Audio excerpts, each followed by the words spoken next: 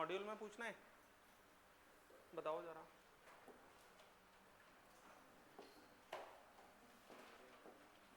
Fan बंद कर लो यार।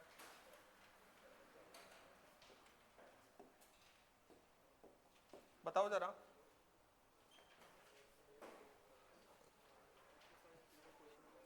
एक्सरसाइज 1 में कोई डाउट है? एक्सरसाइज 1 में 27 और एक्सरसाइज 1 में और कोई डाउट है? 26 और कोई? चले आएंगे। एक्सरसाइज 2 में बताओ।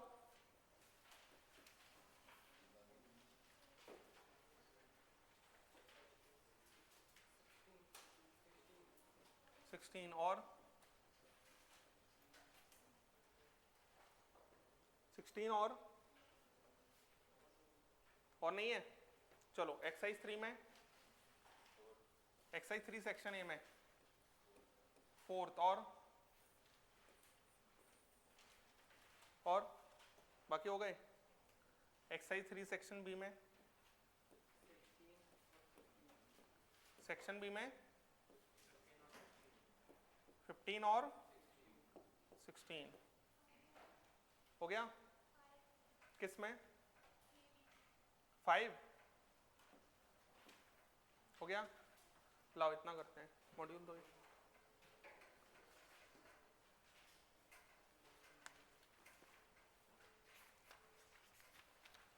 एक्सरसाइज 1 में क्वेश्चन नंबर 26 तो कर सकते हो, इसमें क्या दिक्कत है?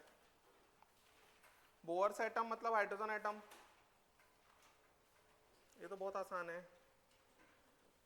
यहां पर सेकेंड बोअर ऑर्बिट का आर कह रहा है वो, तो रेडियस आ जाएगा 0.529 into n square that is 2 square upon में 1, तो ये आ रहा है हमारे पास 0.529 इंटू 4। इसकी वैल्यू उसने कैपिटल आर दी हुई है ना। अब क्या कह रहा है वो, then radius of third orbit will be, तो रेडियस थर्ड ऑर्बिट की रेडियस निकालते हैं। तो 0.529 इंटू में 3 स्क्वायर आ जाएगा, ठीक है। अब इसके अंदर 0.529 इंटू 9 आ जाएगा, तो आपको यहां पे 4 की वैल्यू पता है, तो आप क्या करो ना, 4 का मल्टीप्लाई कर लो और 4 का डिवाइड कर लो, तो 0.529 इंटू 4 की वैल्यू आर हो जाएगी, तो आर इंटू कितना आ जाएगा 9/4, तो 9r अपॉन 4, 9r अपॉन 4 मतलब 2.25r, ये आंसर आ जाएगा। क्वेश्चन नंबर 27, हाँ ये देख लो आप, wave number of a spectral line for a given wave number मतलब क्या होता है? 1/λ। तो यहां पर ये बताया नहीं है मैंने, अच्छा ठीक है। देखो इधर वेव नंबर मतलब 1/λ, देखना बच्चों, ये हो गया न्यू बार बराबर, ये आएगा हमारे पास r h into z square, z square कितना हो जाएगा 2 स्क्वायर, है ना। और for aspect of a given transition for the same transition, अब मुझे नहीं पता, लेकिन ये मुझे पता है कि ये मैं 1/n1 square minus n2 square, n2 से n1 जा रहा होगा, है ना।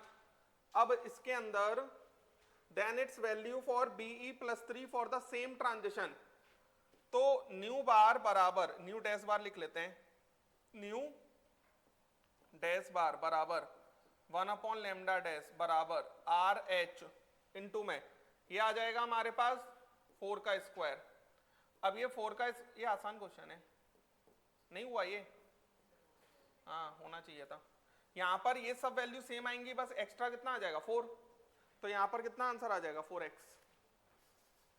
क्लियर। एक्सरसाइज 2 में चलते हैं, क्वेश्चन नंबर 16।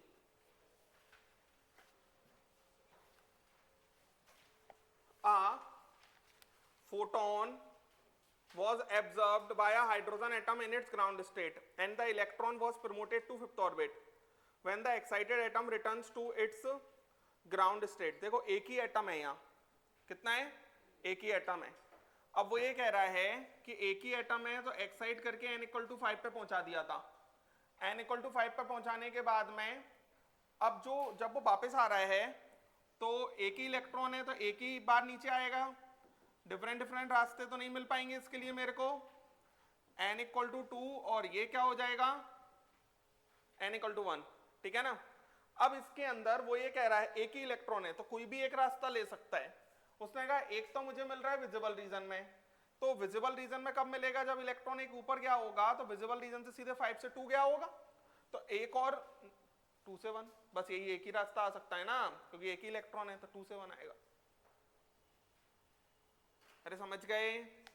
तो उसने क्या बोला है कि इलेक्ट्रॉन चला गया ऊपर, फिर इलेक्ट्रॉन ऊपर से नीचे आया, कैसे क्या होगा. तो यहाँ पर उसने कहा एक तो विजिबल रीजन में मिल रहा है तो विजिबल रीजन में तो चलो n इक्वल टू 2 पे आया होगा, बाल्मर सीरीज तो विजिबल रीजन में मिल गया. उसने कहा एक और कौन सा मिलेगा, तो ये एक ही इलेक्ट्रॉन है तो उसने कौन सा रास्ता तय किया, इससे मुझे पता चल गया 5 से 2. 5 से 2 करने के बाद में 2 से 1, ये बात समझ में आया. अब to the fifth orbit when the excited atom returned to its ground visible and other quanta were emitted. उसने बोला है सिर्फ दो ही क्वांटा, मतलब वही क्वांटम. तो विजिबल में रीजन में आ रहा है एक और कहीं और आ रहा है, तो एक विजिबल रीजन में आया तो डेफिनेटली एक और ग्राउंड स्टेट तक आया होगा तो 2 से 1 आएगा. बात समझ में आया क्या कहा मैंने. तो 5 से 2 और 2 से 1 लिख लें.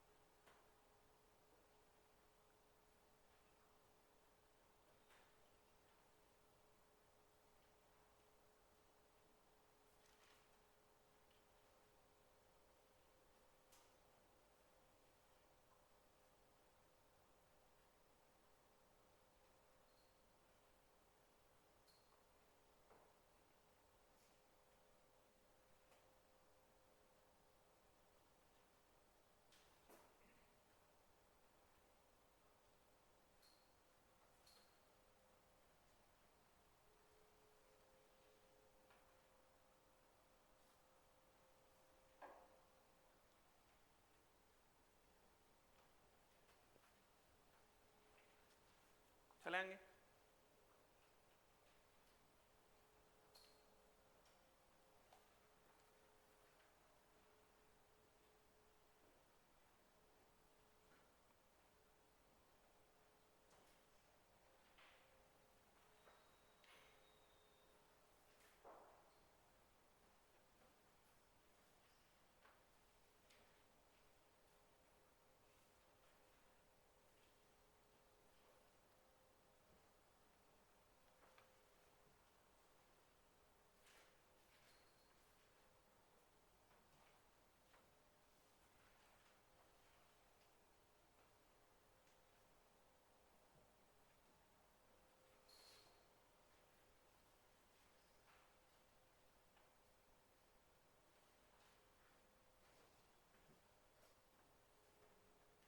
चले, लिख लिया.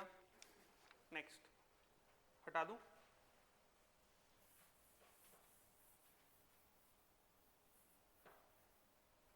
देखो नेक्स्ट क्वेश्चन क्या कह रहा है वो.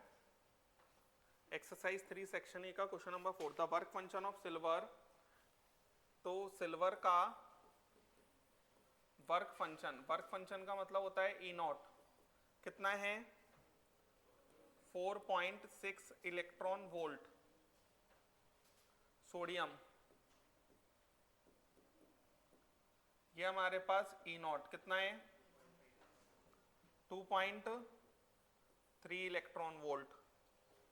The ratio of slope of the stopping potential versus frequency plot. तो पहले तो अपन ये बना लेते हैं कि सबसे पहले E बराबर E not plus kinetic energy, ये हम जानते हैं।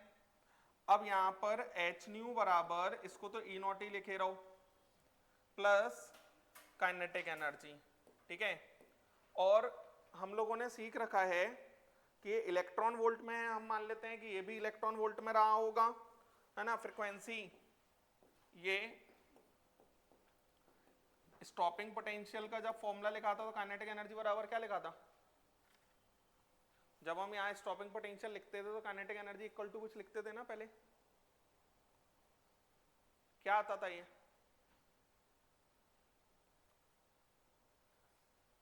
कुछ, इसको स्टॉपिंग पोटेंशियल के बराबर डायरेक्ट लिख दूं?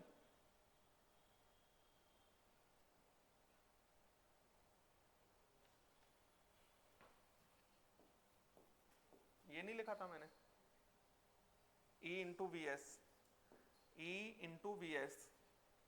तो यहां पर ये हमारा स्टॉपिंग पोटेंशियल बराबर एच न्यू अपॉन में E माइनस में E नॉट अपॉन में E, है ना, ये फॉर्मूला आया था।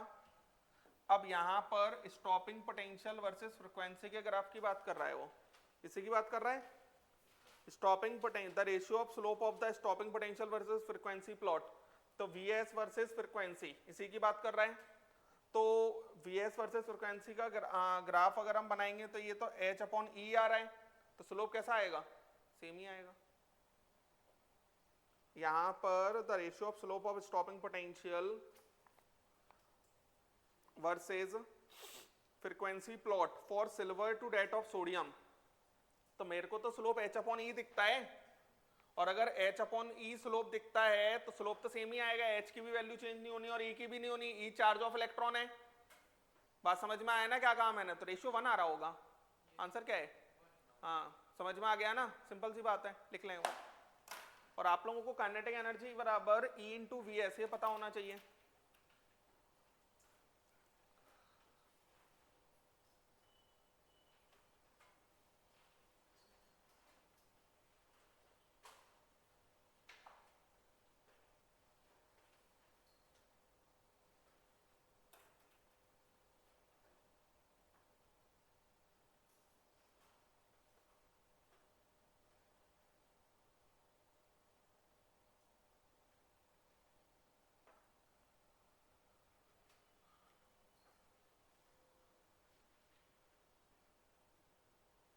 ये काइनेटिक एनर्जी जो होता है, जैसे 5 इलेक्ट्रॉन वोल्ट होता है, तो Vs कितना आ जाता है? 5 वोल्ट ही तो आ जाता है, बस वही तो लिखा हुआ है। देखो ये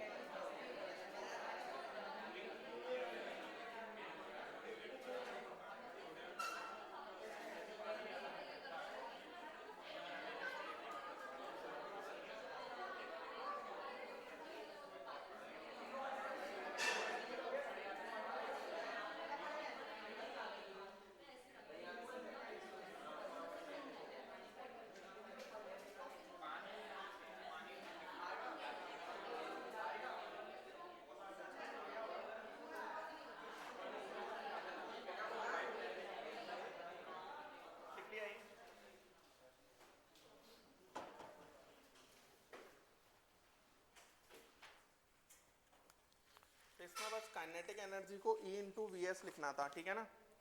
अब आगे चलते हैं, देखो जरा, मतलब इसमें ना ई नॉट का तो कोई यूज ही नहीं हुआ। हाँ, अगर वो वाई इंटरसेप्ट पूछता तो फिर ई नॉट का जरूरत पड़ता। बात समझ में आ रहा है? अगर वो वाई इंटरसेप्ट पूछता तो हमारा ई नॉट का जरूरत पड़ता। एक्सरसाइज 3 सेक्शन बी में चलते हैं, क्वेश्चन नंबर 5। हाँ, ये क्वेश्चन सीख लो, ये नहीं आया होगा, कर लिया ये। Calculate the frequency of electron in the first Bohr orbit in an hydrogen atom. Frequency का फॉर्मूला बताओ, बताओ। प्रोपोर्शनल नहीं, एग्जैक्ट फॉर्मूला नहीं, मैं एग्जैक्ट फॉर्मूले की बात कर रहा हूँ। फ्रीक्वेंसी जहां से निकालना स्टार्ट किया था, बताओ। हाँ बताओ तुम। नहीं, वो वेलोसिटी होता है भैया। हाँ बताओ, फ्रीक्वेंसी का फॉर्मूला क्या डेराइव किया था मैंने, कहां से करना है? हाँ बोलो।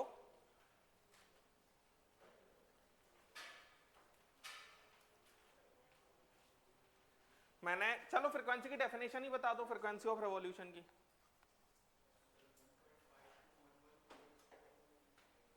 फ्रीक्वेंसी ऑफ रेवोल्यूशन की डेफिनेशन बता दो।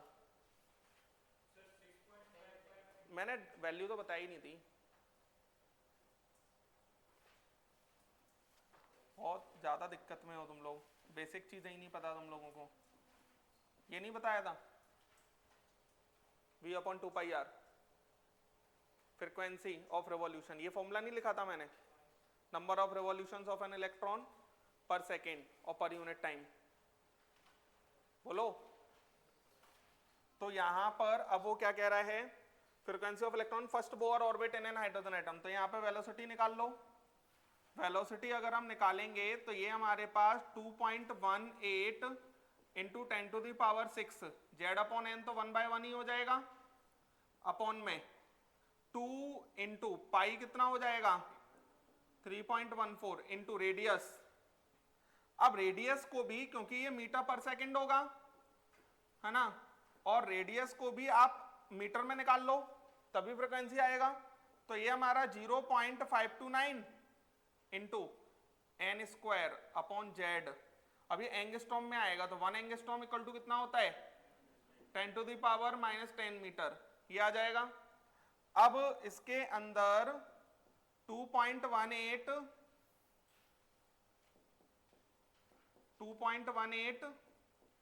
इंटू 10⁶ अपॉन में कितना आएगा 2 इंटू 3.14 इंटू 0.529 इंटू 10⁻⁻10। क्लियर है?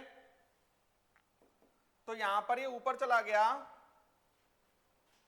तो ये आ गया 10⁻16 इंटू 2.18 अपॉन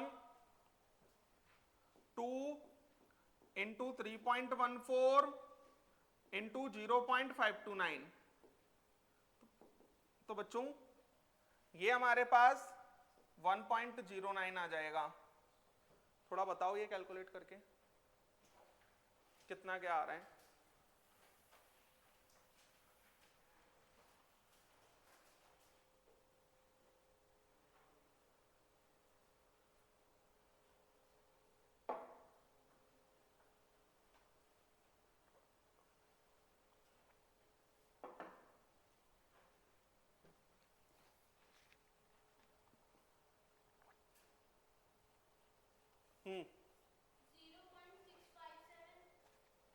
कौन सा पूरा इंटू 0.657 इंटू 10⁻16। एक 10 इसमें कंपेंसेट कर लो, एक 10 अगर इसमें कंपेंसेट कर लोगे तो आंसर क्या है? हाँ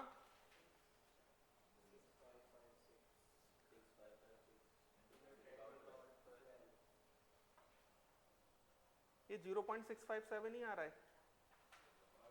नहीं, फिर ये कुछ और, ये एक आध डेसिमल और आ रहा होगा। नहीं, हर्ट्ज और सेकंड इनवर्स तो एक ही बात होती है। यहां पर एक आध डेसिमल और आ रहा होगा, मैं ये बोलना चाह रहा हूं। एक बार ये वैल्यू को देखना जरा, 1.09 डिवाइडेड बाय 3.14, बेकार कैलकुलेशन है।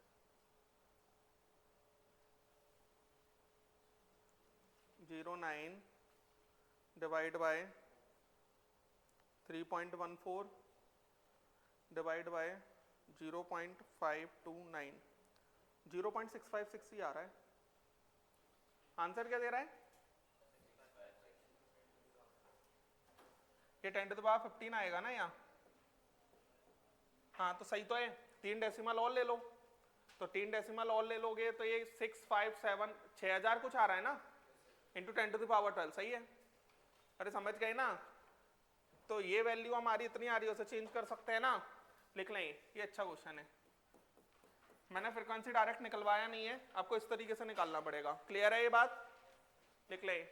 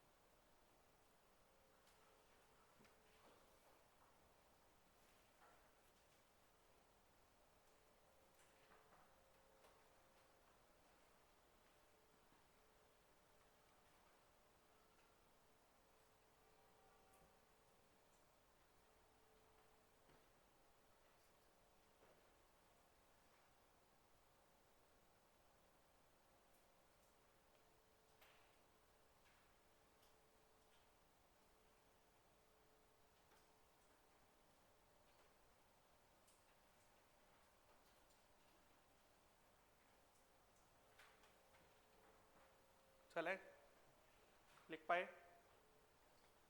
Next question number 15, calculate the total energy emitted when electron, 1 gram atom मतलब 1 मोल, तो 1 मोल ऑफ हाइड्रोजन, 1 मोल है, 1, देखो इधर 1 मोल हाइड्रोजन एटम्स है ना, तो ये हमारे पास 1 मोल हाइड्रोजन एटम्स, और 1 मोल हाइड्रोजन एटम्स का मतलब Na हाइड्रोजन एटम्स, 1 मोल हाइड्रोजन एटम्स का मतलब Na हाइड्रोजन एटम्स।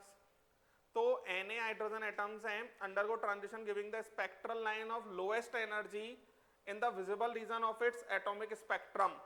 बताओ जरा क्या कह रहे हैं? विजिबल रीजन कौन सा होता है? बाल्मर। बाल्मर में लोएस्ट एनर्जी मतलब जस्ट ऊपर से 3 से 2, क्या बोल रहे हो तुम?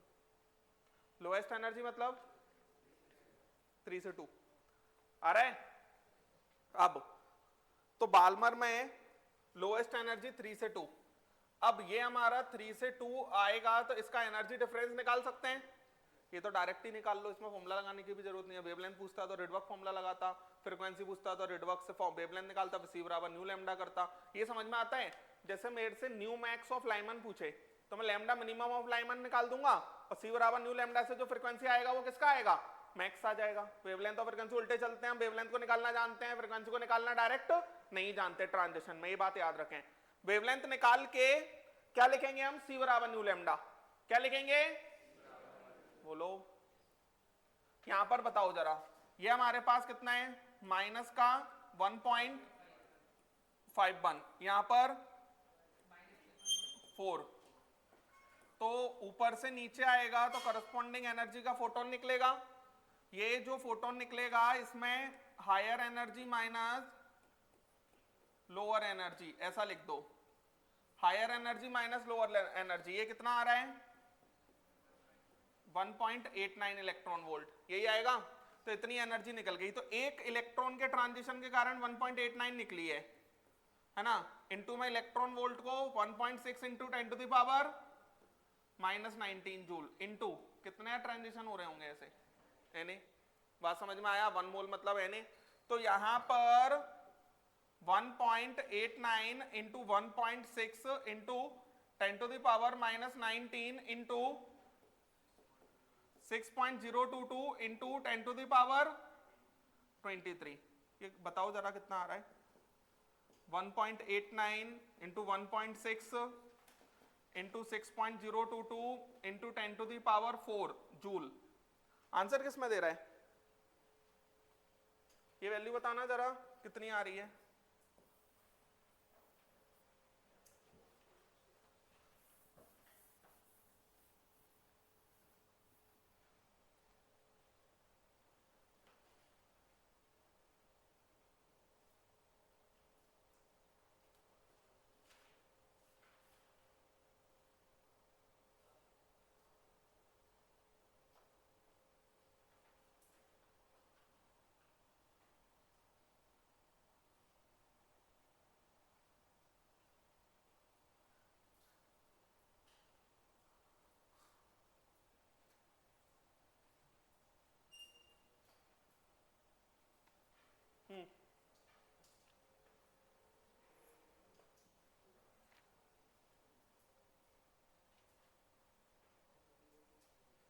कितना आ रहा है?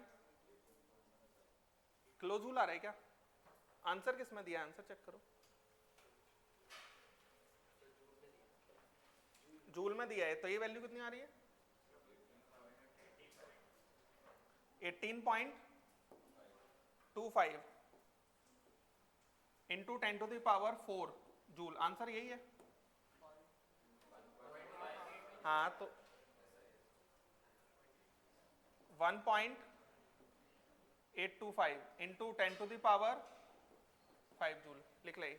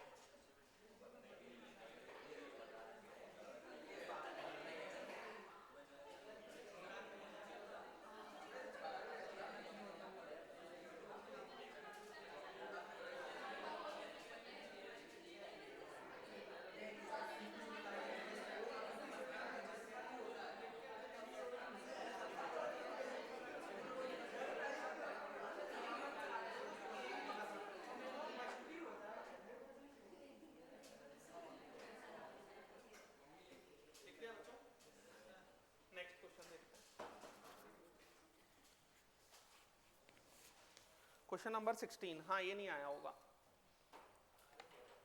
देखो इधर delta H for the process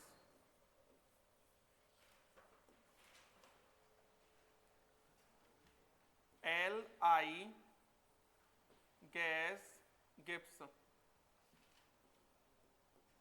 Li +3 gas +3 electron. अब एक्चुअल में होता क्या है बच्चों,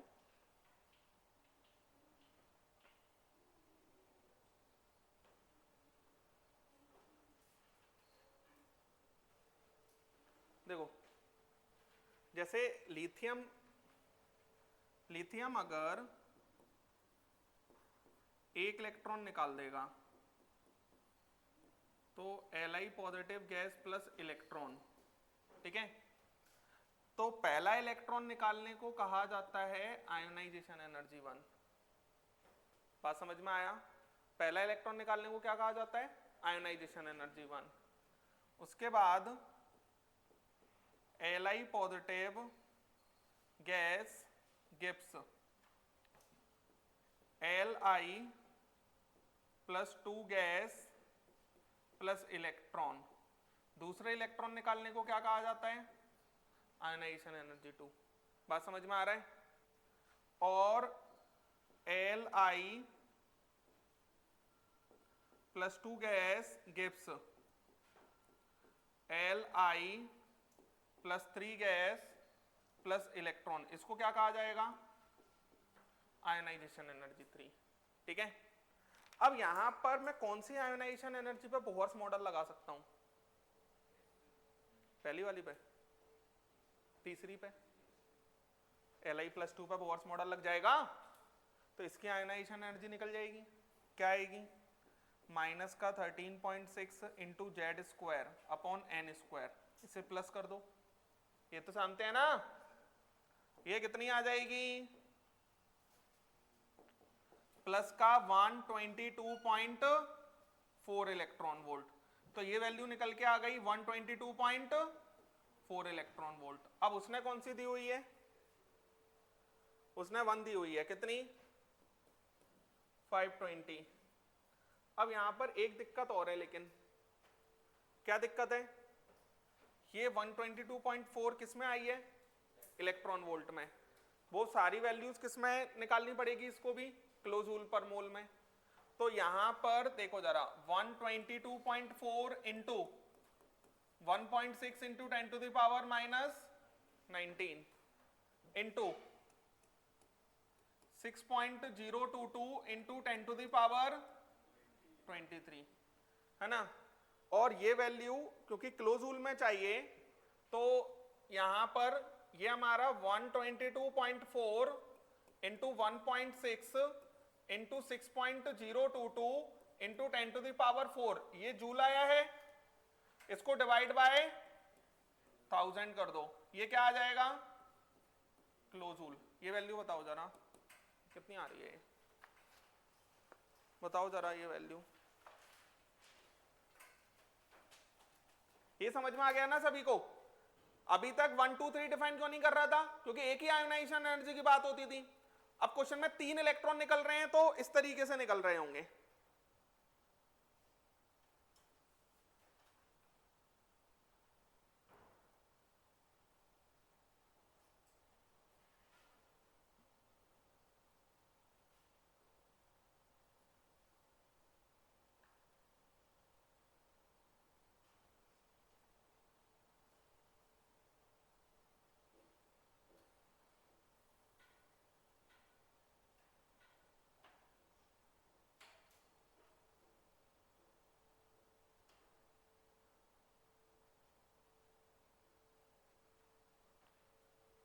बताओ,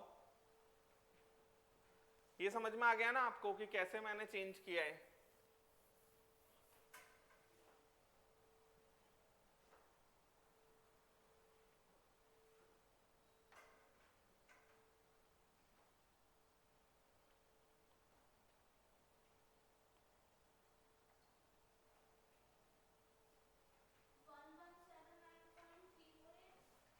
1179 पॉइंट, ठीक है, 0.3, और ये कितना बचेगा इंटू 10, ये आ जाएगा हमारे पास किलोजूल पर मोल, मतलब कुछ नहीं होता बस एक मोल के लिए, है ना।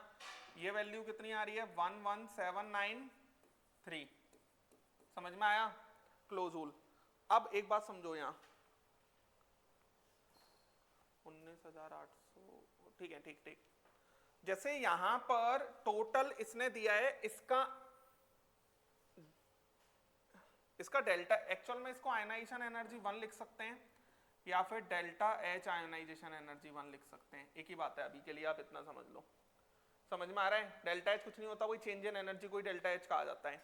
तो यहां पर इसका डेल्टा एच दिया है, इसका डेल्टा एच देने का मतलब ये है, अच्छा ये वाली रिएक्शन कब आएगी, जब मैं इन 3 रिएक्शन को जोड़ दूं, बोलो, ये 3 रिएक्शन को अगर मैं जोड़ दूंगा तो इससे ये कट जाएगा, इससे ये कट जाएगा, और यही वाली रिएक्शन निकल के आ जाएगी। तो तीनों रिएक्शन जोड़ रहे हैं तो इनकी एनर्जी भी जुड़ जाएंगी, ionisation energy 2 plus ionisation energy 3। समझ आ पा रहा है क्या कह रहा हूं मैं।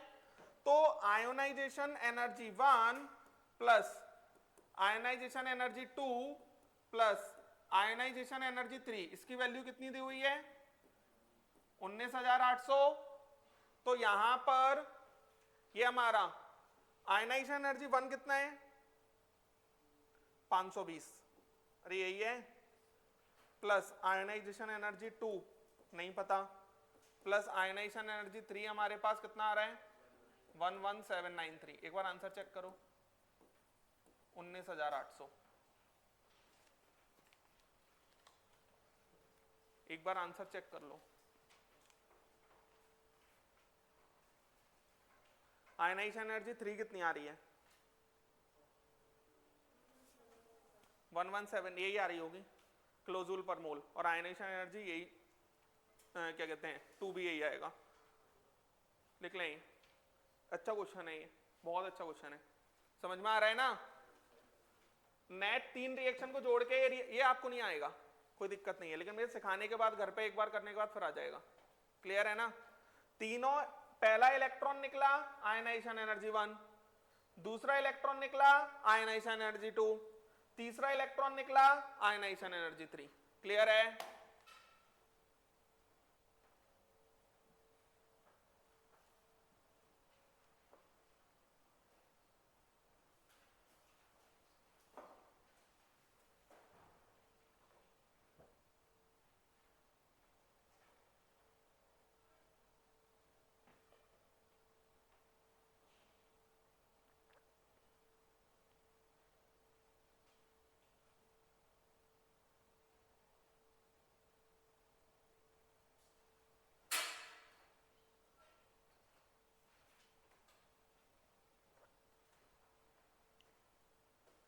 कि आपने एक्सरसाइज 3 सेक्शन ए और सेक्शन बी में थोड़े ठीक क्वेश्चन होते हैं।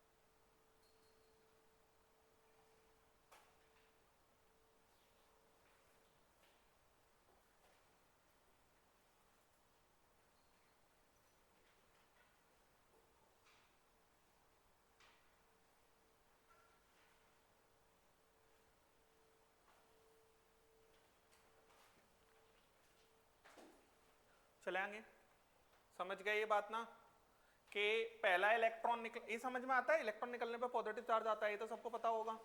है ना, एक इलेक्ट्रॉन निकला तो एक पॉजिटिव, +1 से एक इलेक्ट्रॉन निकला तो +2 जाएगा, +2 से एक इलेक्ट्रॉन निकला तो +3 जाएगा। पहला इलेक्ट्रॉन निकलने पे जो एनर्जी रिक्वायर्ड होगी डेट इज आयनाइजेशन एनर्जी 1, फिर आयनाइजेशन एनर्जी 2, फिर आयनाइजेशन एनर्जी 3। क्लियर है?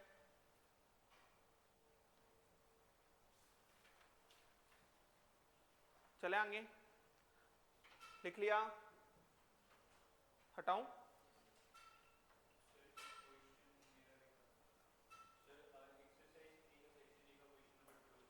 एक्सरसाइज 3 सेक्शन ए का 12, ठीक है। देखो, if the diameter of two different nuclei are in the ratio of 1:2, then their mass number, देखो डायमीटर d1 अपॉन d2 कितना है 1:2, ठीक है ना। अब इसके अंदर d2r1 अपॉन 2r2, d बराबर 2r होता है, बराबर कितना 1:2। अब ये हम रेडियस का फॉर्मूला दिया था उसने, r0 a की पावर 1/3, अरे यही था, अपॉन में r0, ये तो सेम ही रहेगा, a2 की पावर 1/3 बराबर 1/2, r0 से r0 कैंसिल हो गया, क्यूब ले लो, क्यूब ले लोगे तो a1 अपॉन a2 बराबर कितना आ जाएगा 1:8, ये आंसर हो गया। क्लियर है? लिख लें जिसको भी नहीं आया। चलो आगे चलते हैं, कहां तक सिखाया था मैंने?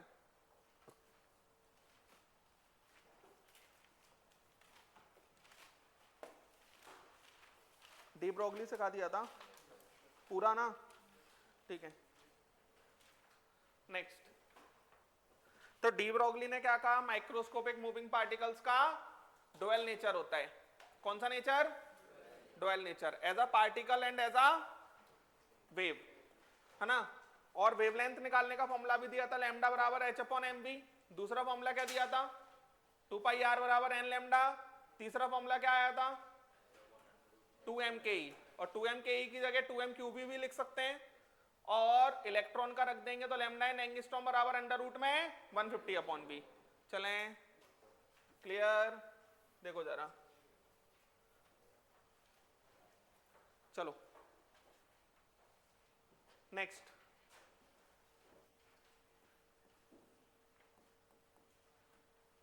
Heisenberg uncertainty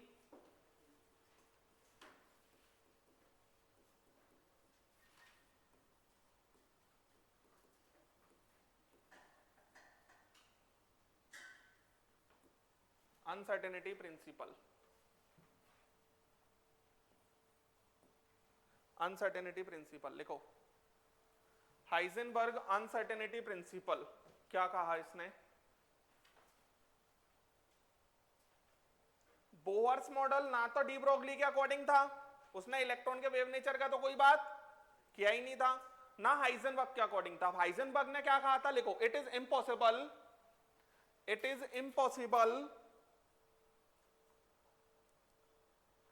impossible to measure, it is impossible to measure simultaneously, it is impossible to measure simultaneously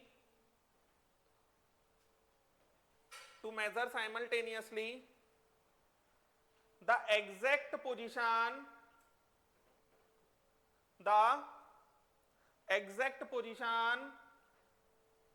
and exact momentum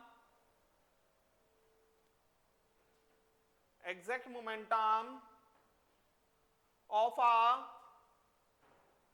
microscopic moving particle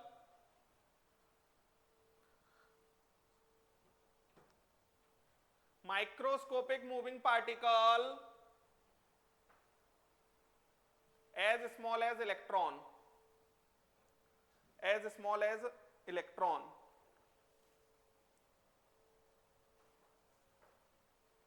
as small as electron. तो बच्चों हुआ क्या, हाइजेनबर्ग ने कहा कि भैया इलेक्ट्रॉन जैसे पार्टिकल का तो एग्जैक्ट पोजीशन और एग्जैक्ट मोमेंटम बता ही नहीं सकते, जबकि बोर्स ने तो एग्जैक्ट पोजीशन रेडियस बता दिया था कहां पे इलेक्ट्रॉन होगा, एग्जैक्ट हमारा वेलोसिटी बता दिया था। लेकिन हाइजेनबर्ग ने कहा नहीं, बता ही नहीं सकते हम। तो हाइजेनबर्ग ने क्या कहा कि del x into del p is greater than equal to h upon 4 pi, h upon 4 pi. इसका मतलब ये है कि डेल x क्या है, error in position, error in, ऐसे लिख लो, एरर इन पोजीशन, और डेल P बराबर एरर इन मोमेंटम। बोलो, एरर इन मोमेंटम। तो बच्चों हाइजेनबर्ग ने कहा कि आप इलेक्ट्रॉन का पोजीशन और मोमेंटम मेजर करने गए तो उन दोनों में जो एरर आएगा उनका product minimum value h upon 4 पाई होगी। बात समझ में आ रही है? h वही प्लैंक्स कांस्टेंट, h क्या है इसमें, प्लैंक्स कांस्टेंट। फिर मोमेंटम p बराबर क्या होता है, mv। मास में तो एरर आएगा नहीं, किस में आएगा, वेलोसिटी में। तो del x into m into delta v greater than equal to h upon 4 pi. बात समझ में आ रही है? तो यहां पर अगर हम बात करते हैं del x into del v, अच्छा एरर को अनसर्टेनिटी भी कहा जाता है। अनसर्टेनिटी मतलब एरर ही होता है। बात समझ में आ रहा है? अनसर्टेनिटी मतलब होता है उसको एग्जैक्टली पता ना कर पाना, यही तो अनसर्टेन हो गया। तो अनसर्टेनिटी या एरर एक ही बात है। ये हमारा h अपॉन 4 पाई m। चलो डेल v क्या हो जाएगा, एरर इन वेलोसिटी। तो बच्चों उसने पता है क्या बोला कि इन दोनों का प्रोडक्ट मिला के या इन दोनों का प्रोडक्ट मिला के एरर इतना तो आएगा ही आएगा। इससे क्या पता चल रहा है, मान लो हम पोजीशन को बहुत एक्यूरेटली मेजर करने गए तो वेलोसिटी में एरर ज्यादा आ जाएगा, वेलोसिटी को ज्यादा अच्छे से मेजर करने गए तो पोजीशन में, क्योंकि दोनों का प्रोडक्ट मिला के मिनिमम तो एरर इतना आना ही है चाहे कुछ भी करते रहो। बात समझ में आया क्या कहा मैंने, मिनिमम एरर तो इतना आना ही है चाहे हम कुछ भी करते रहें, h अपॉन 4 पाई m। बोलो यार आ रहा है समझ? कभी भी क्वेश्चन सॉल्व करेंगे तो इक्वल टू कर लेंगे इसको। बात समझ में आया? तो जैसे मान लो यहां पर लिखा गया if position, if position more precise then velocity less precise measured. Precise मतलब लेस एक्यूरेटली मेजर्ड। क्लियर है? समझ पा रहे हैं ना? अरे क्लियर है? तो कभी भी अगर हमें कोई वैल्यू निकालनी पड़ेगी तो हम कैसे निकालेंगे, इक्वल करके। कैसे निकालेंगे बोलो, बात समझ में आ रही है? अब एक बात सोचो आप, अगर वेलोसिटी में एरर आ रहा है या मोमेंटम में एरर आ रहा है तो वेवलेंथ में ही मेजर आया होगा, क्योंकि वेवलेंथ हमारा लैम्डा बराबर h अपॉन में p। ये बात समझ में आया? तो लैम्डा बराबर h अपॉन में p, तो p बराबर h अपॉन लैम्डा। अब इसको मैं dp अपॉन में d लैम्डा बराबर क्या लिख सकता हूं, differential with respect to lambda कर सकता हूं भैया। y बराबर 1 अपॉन x लिख लेते हैं, तो dy बाई dx बराबर क्या होता है बताओ,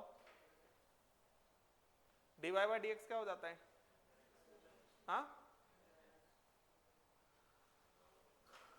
इसका डिफरेंशियल ln x हो जाएगा। अगर y बराबर 1 अपॉन x लिखा है तो इसका डिफरेंशियल ln x हो जाएगा। गधे हो एक नंबर के।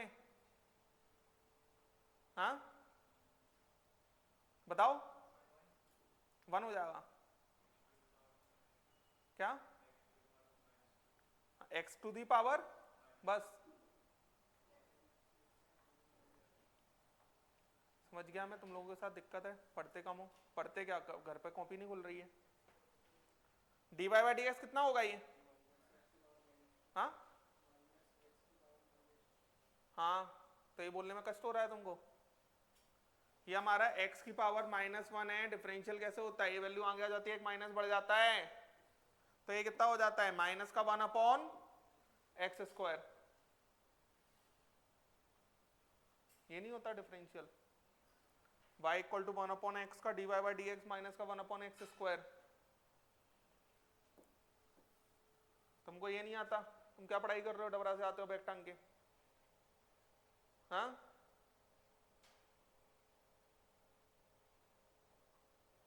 अगर तुमको ये नहीं आता तो फिर सोचना चाहिए तुम्हें कि बैग टांग के क्यों ट्रेन पकड़ के आ रहा हूं मैं, कि y बराबर 1 अपॉन एक्स नहीं आ रहा हमको, क्या सीखोगे।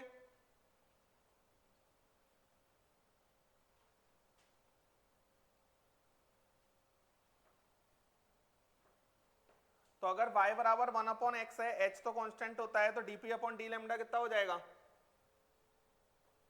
बताओ।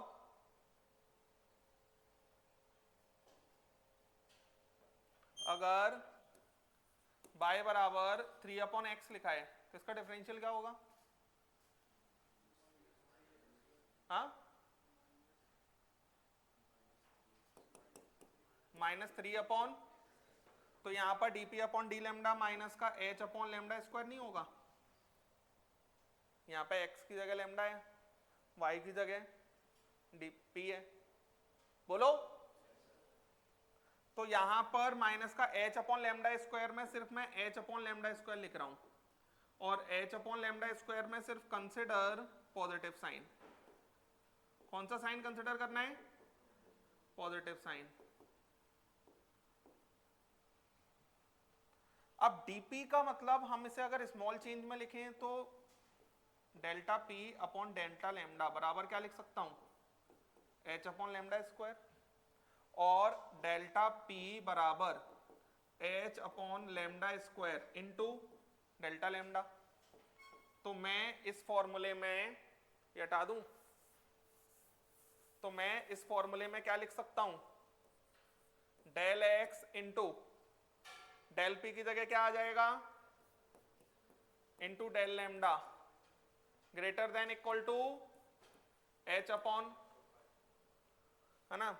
अब ये कितना आ जाएगा, h से h तो कैंसिल, ये हमारे पास कितना आ जाएगा, लैम्डा स्क्वायर अपॉन 4 पाई। अगर यहां पर डेल लैम्डा लिखता हूं मैं, तो डेल लैम्डा क्या आएगा, error in wavelength, error in wavelength, लिखें। स्टार्टिंग यहां से हुआ, है ना, फिर हम ऐसे बढ़ते हैं। मंडे को मैं सबसे फॉर्मूले पूछूंगा, ये बात याद रखना, सारे फॉर्मूले जितने भी मैंने एटॉमिक स्ट्रक्चर में सिखाए हैं।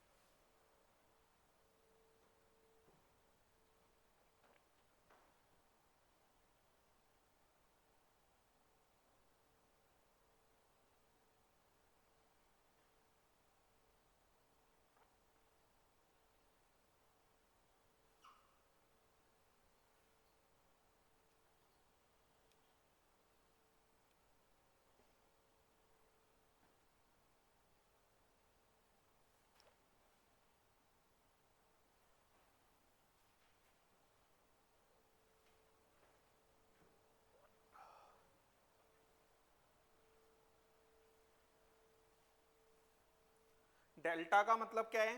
एरर। डेल्टा का मतलब क्या है? एरर।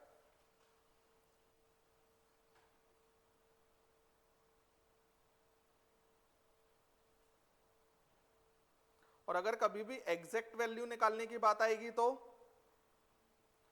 हम इक्वल साइन ले लेंगे, ग्रेटर वाला कंसिडर नहीं करेंगे, मिनिमम वाली ही वैल्यू निकालेंगे फिर हम।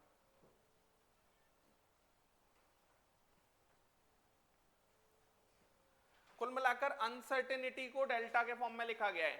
बात समझ में आया? हाइजेनबर्ग ने कहा एग्जैक्ट पोजीशन और एग्जैक्ट मोमेंटम कैलकुलेट किया नहीं जा सकता। क्लियर है ना? उसी बेसिस पर उसने पूरा अपना ये फॉर्मूला दिया।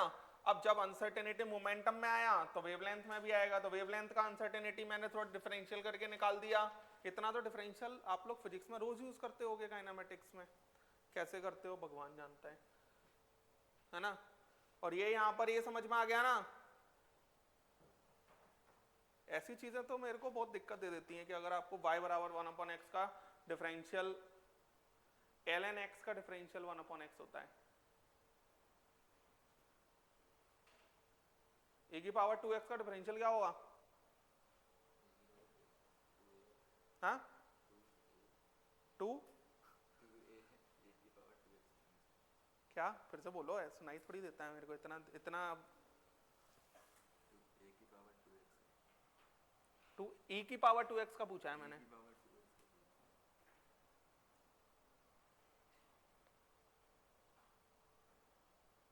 हाँ तुम बताओ, सुना नहीं तुमने? कुछ और सोच रहे थे कि अभी ये ब्रेक में किससे बात करनी है? हाँ कि ब्रेक में चिप्स खानी है कि लेस खानी है, क्या खाना है? फिर बता जरा, e की पावर 2x का डिफरेंशियल।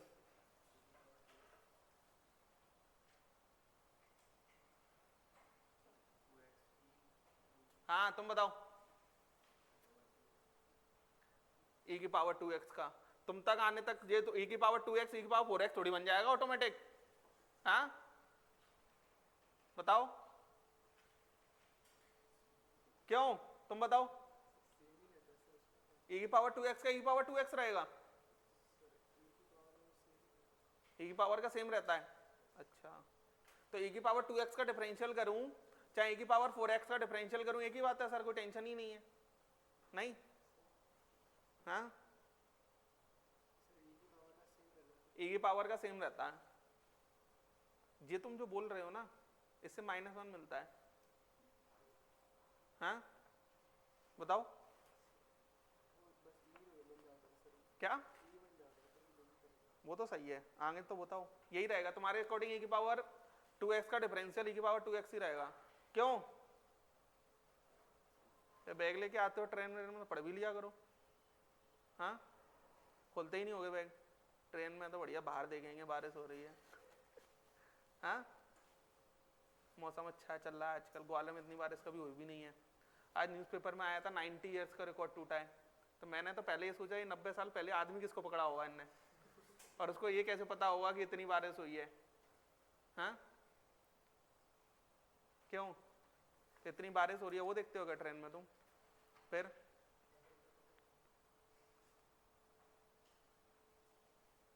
ट्रेन से ही आते हो ना तुम? हाँ ट्रेन लेट हो जाए तो? हाँ अच्छा जल्दी आ जाते हो, कितने बजे आ जाते हो? मार्जिन लेके चल रहे हो 2 घंटे का, करो लेट। हाँ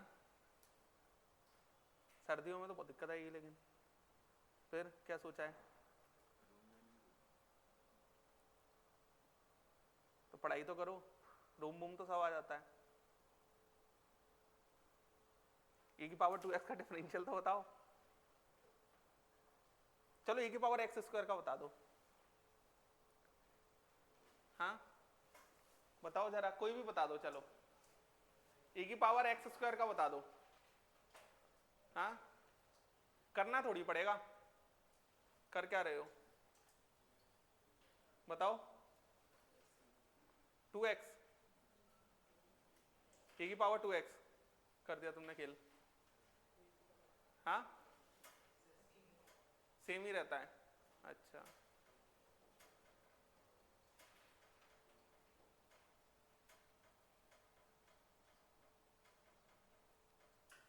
लो अभी तो अब मैं फिजिक्स का पूछ रहा हूँ तुमसे। हाँ बताओ, फिजिक्स भी नहीं है एक्चुअल में, मैथ्स का है। तो तुमको साइन वाइन तो याद होंगे कि नहीं? क्यों, साइन 90 कितना होता है और साइन 45?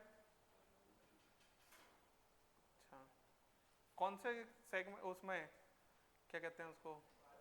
हाँ, कौन से क्वाड्रेंट में ये क्या कहते हैं, फर्स्ट क्वाड्रेंट में कौन नेगेटिव होता है? अच्छा, तो फिर ये भी बता दो कि पावर एक्स स्क्वायर का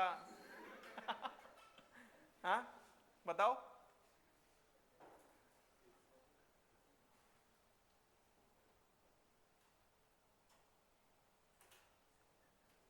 वो क्वाड्रेंट में क्या चलता है? ASTC चलता है ना, ASTC, ऐसे मेरे को आज तक याद है, ऐसे ही जुगाड़ चलती है उसमें, ASTC, ऑल साइन टेन और कॉट कॉस। हाँ,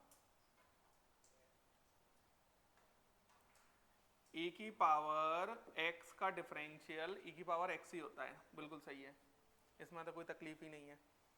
लेकिन भैया e की पावर 2x का सबसे पहले e की पावर 2x का e की पावर 2x ही होगा, फिर उसके बाद 2x का होगा, तो इंटू 2 हो जाएगा।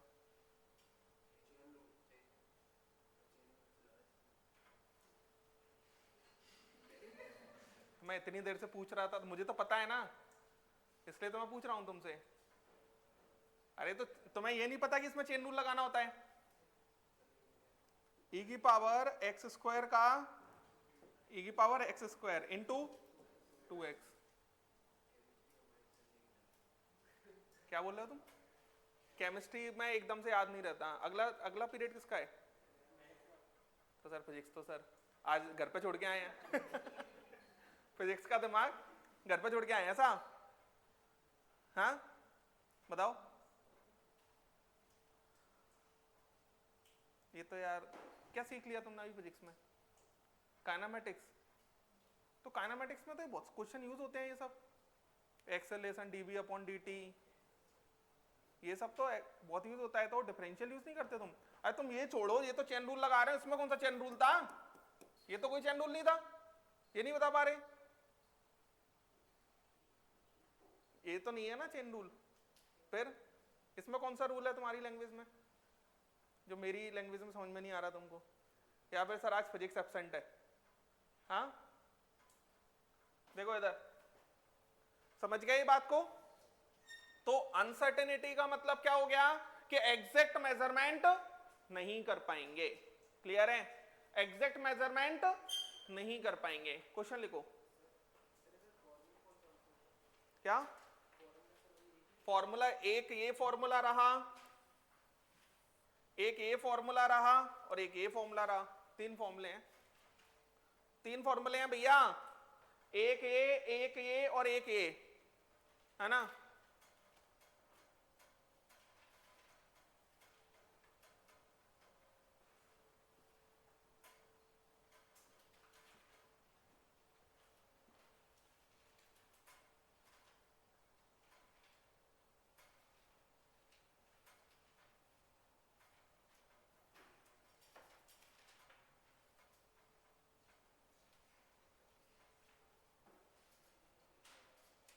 आया समझ?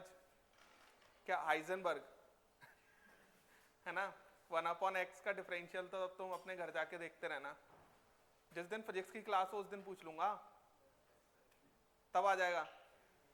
हाँ आज सर, आज तो क्या है, घर तीन दिमाग है, ऐसा है? हाँ वही वाला एक्ट करते हो तुम। एक दिन मैं रील देख रहा था एक, तो आप लोगों को नहीं देखनी है ना तो उसमें उसकी मदर उस बच्ची से पूछती हैं, दो में से दो गए तो कितने बचे? तो बता नहीं पाई, तो बहुत मारा, रोने लगी वो। तो कहती है अगर मैंने तेरे को दो रोटी दी और दोनों हटा ली तो क्या बचा? तो बोलती है सब्जी। तो वही वाला सीन हो रहा है तुम लोगों के साथ। हाँ चलो समझ गए ये बात को? Del x into del p is greater than equal to h upon 4 pi, और del x into del v is greater than equal to h upon 4 pi m. और तीसरा फॉर्मूला ये, अगर वेवलेंथ के फॉर्म में पूछेगा तो इस पे जाएंगे, अगर पोजीशन वेलोसिटी इन्हीं में अगर क्वेश्चन पूछा जाएगा तो इन्हीं से हो जाएगा। बात समझ में आया ना? देखो इधर जैसे आप लोग काट देते होगे ये, जैसे 14/14 प्लस 19 लिखा है तो सर 1/20 हो गया। हाँ लगता है मेरे को तुम लोगों को देख के ऐसा कर देते हो क्या? पक्का? ऐसा अगर किसी से मैं ऐसे गुस्से में पूछ लूं तो दे देगा आंसर ये कि 1/20 सर, 14 से 14 कटा तो 1 बचा।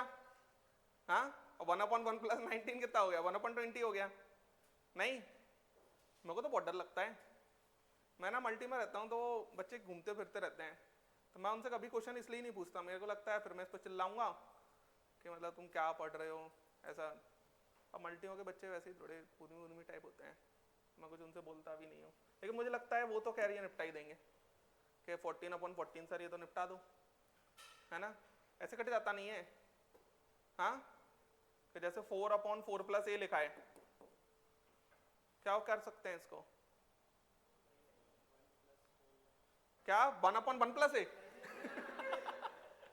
हाँ बताओ, इसको कैसे कुछ आगे बढ़ाना है मुझे, इसे कैसे बढ़ा सकता हूँ? 4 कॉमन ले लूं तो ये 4 कॉमन हो गया और ये 4 कॉमन हो गया, बस हो गया। लो अच्छा a/4। हाँ चलो चले आगे, है ना? क्वेश्चन लिखो।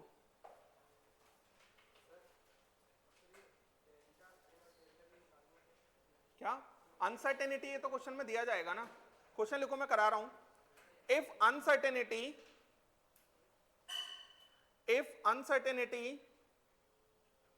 in the position of an electron, if uncertainty in the position of an electron is 1/3 picometer,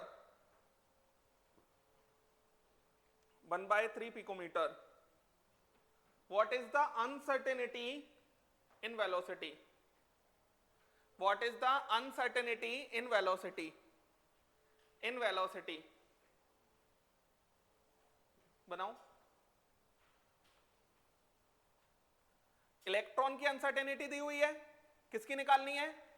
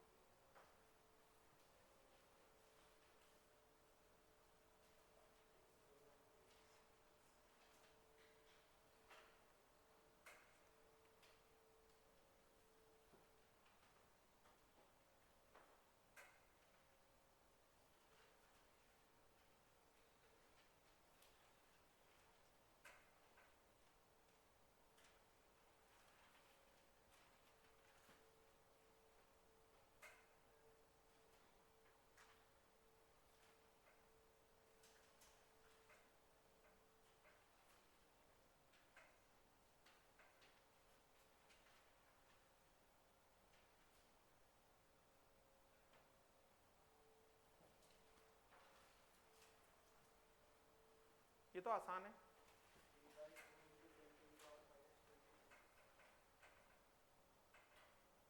नहीं देखो, पोजीशन में अनसर्टेनिटी दिया है, कितना दिया है बच्चों? हाँ 1/3 पिकोमीटर, तो 1 पिकोमीटर इक्वल टू 10⁻⁻, उम्मीद कर रहा हूं ये तो पता होगा, नहीं पता? अब वेलोसिटी में पूछा है तो हम तो सबसे पहली लाइन लिख देते हैं जो इसने कहा है हाइजेनबर्ग ने, del x into del p is greater than equal to h/4π। तो del x into m into delta v h/4π, तो del x into del v greater than equal to h/4πm। कोई तकलीफ आपको? कोई तकलीफ? अब यहां पर ये आ जाएगा, अब मैं इक्वल कर लेता हूं, ठीक है ना?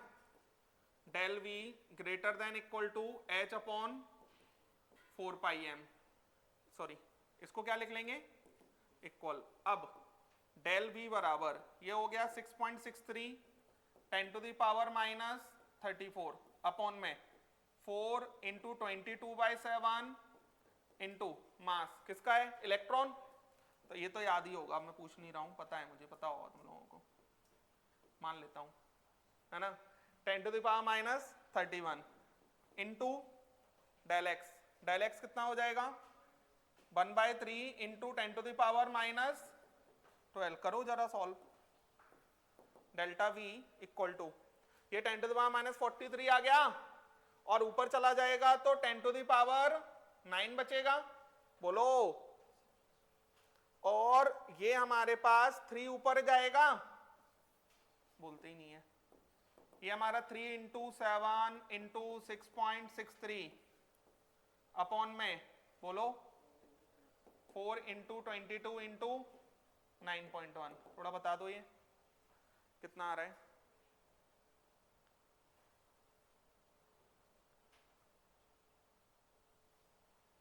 मेरे पास answer 1.7 into 10 to the power 8 है, 1.7 इंटू 10 टू द पावर 8। समझ गए कैसे अनसर्टेनिटी का क्वेश्चन आएगा, समझ गए ना, कर लोगे ये। एक और चीज समझ लो, देखो इधर, जैसे मान लो कई बार वो कहेगा कि uncertainty in velocity and position, आप तो ये फॉर्मूला याद रखो, इससे इस फॉर्मूले पे तो पहुंच ही जाओगे, तो एक फॉर्मूला ही हो गया, एक वेवलेंथ का याद रख लो, समझ गए ना। उस वो कहेगा कि uncertainty 6.63 into 10 to the power 6 plus minus 1% है। इसका मतलब क्या है, जो अनसर्टेनिटी है वो 1% of 6.63 into 10 to the power 6 है, तो 1% कितना हो जाएगा इसका 1/100 into 6.63 into 10 to the power 6। अरे क्लियर है, ये कहानी बन जाएगी, समझ गए। चलो लिख लें।